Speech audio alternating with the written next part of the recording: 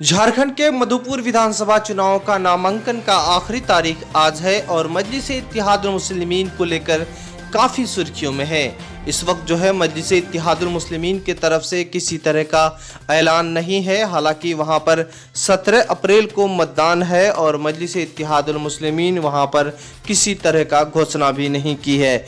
इस वक्त जो है कई खबरें वहां से आ रही है। मजलिस-ए-इत्तेहादुल मुस्लिमीन के जिम्मेदारों से हमारी बात हुई, उनका कहना है कि इस दफ़ा मजलिस-ए-इत्तेहादुल मुस्लिमीन झारखंड के मधुपुर विधानसभा से उपचुनाव नहीं लड़ेगी और साथ ही साथ 2024 का तैयारी है। हालांकि बताते चलें कि मजलिस-ए-इत्तेहादुल मुस्लिमीन के इकबाल अंसारी लगातार वहां पर काफ़ी मेहनत करते रहे और विधानसभा उपचुनाव की तैयारी करते रहे, लेकिन आखिर मजलिस-ए-इत्तेहादुल मुस्लिमीन के सुप्रीमो ने वहां पर चुनाव लड़ने का फैसला नहीं लिया और आखिरी तारीख आज नामांकन का है। हालांकि वहां पर मजलिस-ए-इत्तेहादुल मुस्लिमीन के कार्यकर्ताओं में काफ़ी नाराज़गी देखी जा रही है। हालांकि वो लोग ये सोच रहे थे कि झारखंड के विधानसभा उपचुनाव में जिस तरह से बिहार में मजलिस-ए-इत्तेहादुल मुस्लिमीन खाता खुला था, इसी तरह से झारखंड में भी उपचुनाव में खाता खोल सकता था। लेकिन इस वक्त कई मायनों में देखा जा रहा है कि झारखंड में पहले ही विधानसभा चुनाव लड़ा और साथ ही साथ वहां पर मजलिस को कामयाबी नहीं मिला था। हालांकि मुसलसल वहां पर मजलिस के टीम काम करती रही, भले ही वहां पर 15 जोन में मजलिस-ए-इत्तेहादुल मुस्लिमीन को जिम्मेदारों को बांटा गया है, लेकिन वहां पर प्रदेश कमेटी का अब तक चयन मुकम्मल नहीं हो पाया है। हालांकि इस वक्त जो है मजलिस की निगाहें, पूरी निगाहें मधुपुर विधानसभा में थी और हालांकि बैरिस्टर असदुद्दीन ओवैसी के हाव के फैसले का इंतज़ार कर रहे थे कि कहीं बिहार के जैसा इस बार भी अगर मजलिस झारखंड में कामयाब हो जाती उपचुनाव में तो यकीनन है कि आने वाले 2024 में विधानसभा बड़ी मजबूती के साथ लड़ा जाता। इस वक्त जो है झारखंड के मधुपुर के स्थानीय कार्यकर्ताओं में काफ़ी नाराज़गी देखी जा रही है। हालांकि पार्टी के जिम्मेदार इकबाल अंसारी साहब ने अपने पोस्ट में लिखा है कि मजलिस-ए-इत्तेहादुल मुस्लिमीन के कार्यकर्ताओं से अपील भी की है कि इस दफ़ा विधानसभा उपचुनाव मजलिस नहीं लड़ेगी और 2024 को मजलिस यहां पर बड़ी मजबूती के साथ विधानसभा लड़ने की योजना बना रही है। फिलहाल हम बढ़ेंगे अगली खबर की ओर, जहां कर्नाटक में विधानसभा उपचुनाव की तैयारी में है। मजलिस-ए-इत्तेहादुल मुस्लिमीन के उम्मीदवारों का वहां पर नामांकन हो चुका है और साथ ही साथ वहां पर पूरी तैयारी में है। इस वक्त मजलिस को लेकर लगातार सुर्खियों में है और हालांकि झारखंड विधानसभा चुनाव मजलिस को लड़नी थी और बड़ी मजबूती के साथ वहां पर लड़नी थी। हालांकि कई दिनों से खबरें हम चला रहे थे कि झारखंड के मधुपुर विधानसभा कहीं बिहार जैसा न हो जाए और बिहार के उपचुनाव में जिस तरह से खाता खुला था, यकीनन था कि झारखंड में अगर मेहनत करता तो यकीनन वहां पर खाता खुल सकता था।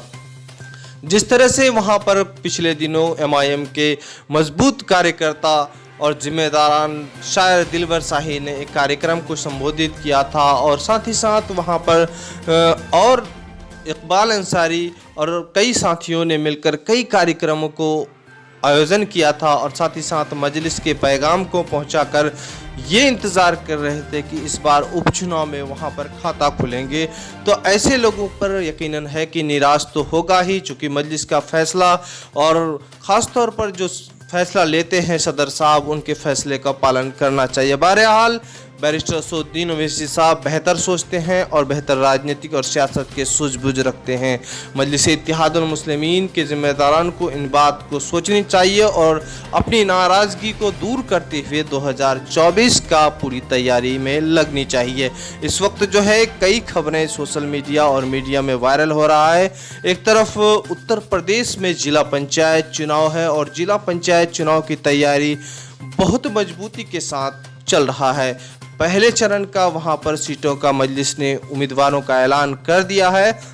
फिलहाल दूसरे चरण का भी ऐलान कर दिया है और जिस तरह से देश में अभी मजलिस पूरा फोकस उत्तर प्रदेश पे किया हुआ है। उत्तर प्रदेश में 2022 को विधानसभा चुनाव है, लेकिन 2021 से वहां पर बड़ी मजबूती के साथ जिला पंचायत चुनाव लड़ रहा है और पार्टी जिस तरह से बिहार में प्रदेश अध्यक्ष मजबूत मिला था, उसी बुनियाद पर उत्तर प्रदेश में भी प्रदेश अध्यक्ष सहित प्रदेश जिला सचिव भी और सहित तमाम कार्यकर्ता मजबूत मिले हैं। और यकीनन है कि जिस तरह से पार्टी वहां पर गोलबंद नजर आ रहा है और संकल्प भागीदारी मोर्चा एक फ्रंट है जिसमें बहुत सारे पार्टी अभी जुड़ते जा रहे हैं।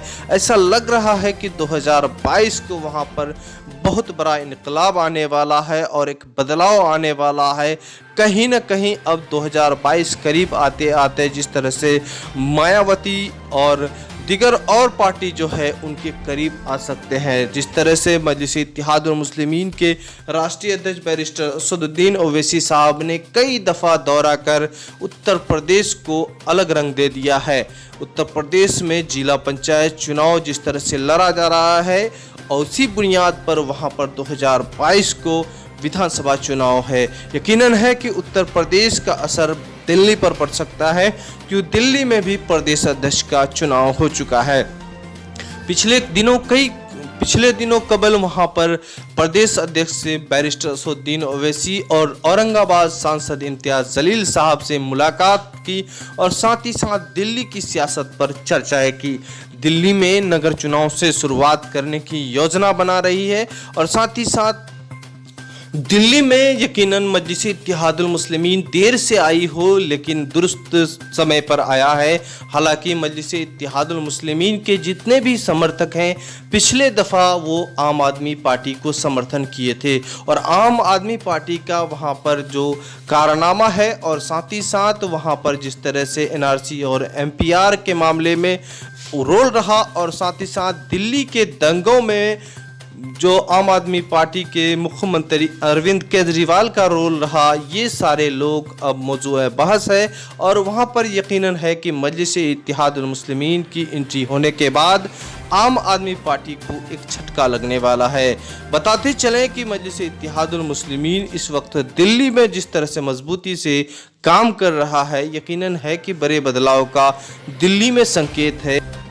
बहरहाल बंगाल चुनाव इस वक्त सुर्खियों में है। बंगाल में मजलिस इत्तेहादुल मुस्लिमीन के राष्ट्रीय अध्यक्ष बैरिस्टर असदुद्दीन ओवैसी साहब ने 2 सीटों का घोषणा कर चुका है। 2 जगह से वहां पर अपने उम्मीदवारों का उतारना है और मजलिस इस वक्त जो है और विधानसभा सीटों पर नज़र है, एनालिसिस कर रहे हैं कि कहां से उम्मीदवार इनके कामयाब हो सकते हैं। इस वक्त जो है मजलिस इत्तेहादुल मुस्लिमीन बड़ी मजबूती के साथ फिर से बंगाल पहुंच गई है और अकेले चुनाव मैदान में उतर चुके हैं। जिस तरह से मजलिस इत्तेहादुल मुस्लिमीन पिछले दिनों में चर्चे थे वो कहीं ना कहीं मजलिस का दब चुका था, लेकिन ऐसा लग रहा था कि मजलिस वहां पर चुनाव नहीं लड़ेगी। लेकिन बैरिस्टर असदुद्दीन ओवैसी साहब के इस दौरे के बाद से ही वहां पर सियासी माहौल गर्म हो चुका है। इस वक्त जो है लोगों के अंदर सियासी बेदारी आ चुका है, क्योंकि राष्ट्रीय अध्यक्ष ने अपने सभाओं के दौरान में उन बातों को उजागर किया है जो ममता सरकार में खासतौर पर मुसलमान माइनॉरिटी और दलितों के लिए जो योजनाएं लागू कर रही है उनमें वहां पर नज़रअंदाज किया है। खास उन्होंने मुर्शिदाबाद और मालदा आसपास के मुस्लिम माइनॉरिटी इलाकों को नज़रअंदाज किया है, विकास से महरूम रखा है, मुसलमान बच्चे को तालीम से दूर रखने, इस तरह के मामले को लोगों के पास गवर्नमेंट का रिपोर्ट पेश किया और साथ ही साथ वहाँ पर एक सियासी माहौल क्रिएट कर अब मजलिस वहाँ पर मैदान में कूद रही है। इन बातों के चर्चे हर जुबान पे हो रहे हैं और ख़ास तौर पर बंगाल के लोगों को ये सोचने पर मजबूर कर दिए हैं कि इस वक्त बंगाल के लोगों को किसकी ज़रूरत है। एक बेहतर सियासी प्लेटफॉर्म मजलिस इत्तेहादुल मुस्लिमीन मिला है और बदलाव की उम्मीद पर वहाँ पर वोट करने का संकेत दे रहे हैं। हालांकि जिस तरह से उनकी सभाओं में भीड़ हुआ और साथ ही साथ बड़े पैमाने पर वहाँ पर दलित, आदिवासी और मुस्लिम समाज के लोग उनकी स्पीच को सुना और उनके स्पीच में सिर्फ बंगाल के डेवलपमेंट की बात कही और वहाँ पर जितने छात्र आए थे उन्होंने खासतौर पर ये बात कही कि बैरिस्टर असदुद्दीन ओवैसी साहब की स्पीच जो रहा वो बंगाल के डेवलपमेंट की बात, चाहे वो शिक्षा हो या स्वास्थ्य हो या रोजगार हो, इन मुद्दे को कहा और यही मुद्दे को स्थानीय लोगों की ज़रूरत है। मजलिस इत्तेहादुल मुस्लिमीन के राष्ट्रीय अध्यक्ष असदुद्दीन ओवैसी साहब अब अपने स्पीच से पूरे देश में मशहूर है और उनके स्पीच को सुनना लोग पसंद भी करते हैं और साथ ही साथ उनके जो कारनामे हैं, चाहे वो संसद में हो चाहे वो हैदराबाद में हो, वो बेहतर कारकर्दगी अब दुनिया देख रही है। अब बंगाल के लोग किस नज़रिए से देख रहे हैं, ये बंगाल के लोगों को तय करना है। फिलहाल जो है मजलिस की एंट्री हो चुकी है, 2 सीटों पे अपने उम्मीदवार का ऐलान कर चुका है। बाकी धीरे धीरे बैरिस्टर असदुद्दीन ओवैसी साहब ने कहा है कि मजलिस प्रक्रिया पूरा कर वहां पर घोषणा करेगी। फिलहाल आप देख रहे हैं द मैसेज न्यूज़। इस तरह से न्यूज़ पाने के लिए सबसे पहले हमारे चैनल को सब्सक्राइब करें, अच्छा लगे तो लाइक करें और दोस्तों को शेयर करें। खुदा हाफिज़।